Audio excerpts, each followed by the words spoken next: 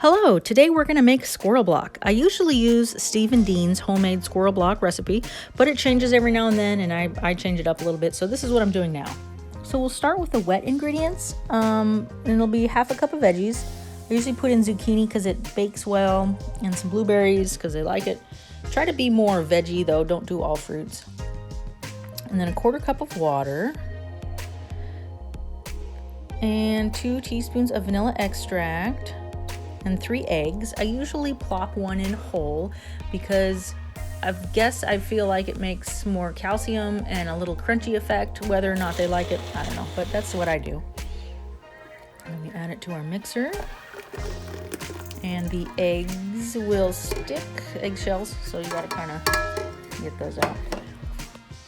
Then I usually put in about a third to a half cup of applesauce, unsweetened applesauce, 1 tablespoon of coconut oil, and a half of the 15-ounce can of pumpkin puree, 100 grams of Henry's Healthy Vitamins. These are really important for overall nutrition, so you want to not skip on that one. 1 tablespoon of Critical Care, which is not part of the recipe, but it's a good way to sneak in some veggies. Though Henry's Healthy Pets has enough calcium, I always add an extra tablespoon because they can get MBD, which is a serious calcium deficiency, which can lead to a very painful death.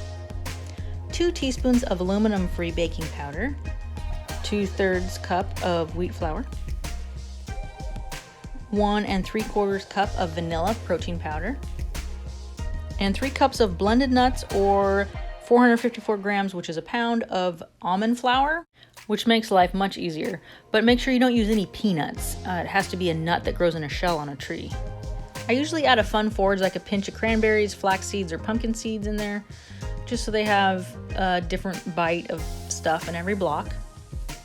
Then I blend it all together and make sure you scrape down the sides because calcium and some of the powders get stuck underneath on the sides really easy, and it bakes way better. Make sure you do that. I usually bake mine at 210 on the convection setting, not the bake setting. I have a hard time getting mine dry, even though I live in a desert. It just seems like the convection fan cooks more evenly and helps to evaporate a lot of the excess moisture. So what I do is I put it on a parchment paper on a cookie sheet with the little lip on it, so it can be like a pan form and not a flat sheet where it's all going to blob out. But you could do that too, I guess. Spread it all out nice and even. It's really sticky and it can be kind of hard to get it all nice and even. You want to make sure you don't have too much excess on the sides of the parchment paper, because those will harden into little chips and then fall down at the bottom of your oven, and then you'll wonder why your oven is smelly and burning next time. Bake for an hour, and you're going to do 90 minutes total, hour and a half, but we're going to do an hour on one side. Then when we're done, you can see it's a little brown, getting there. Take it out of the oven. And then I have a jerky drying rack. I think it's a little hardier than a cookie drying sheet, but it's basically the same thing. And so I take the rack and I put it on upside down so I can flip it over. Then I can get the other side going.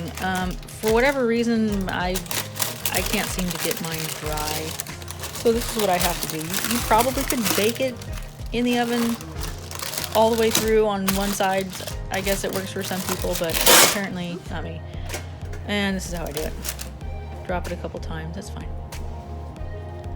So then I set my sheet back down, and then I carefully peel the parchment paper off. You kind of got to go flat. You can't pull up, you got to pull across, or you will get unbaked bits. And don't try to take it out earlier.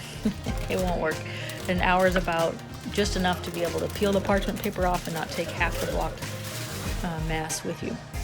So now that we have it upside down and the bottom half's going to get some good baking contact, we can place the rack on top of the pan again and then put the whole thing back in the oven. A bit wet there still in the corner. And then do it for a half hour, 30 minutes, and that'll be your 90 minutes total. Then let cool for about an hour, and then cut into 1 inch by 1 inch squares. put them into a Ziploc bag. I usually throw a paper towel in there. If you put them in the fridge, they'll get a lot of condensation, especially if they're still warm. Or you can put them in the freezer and feed them frozen.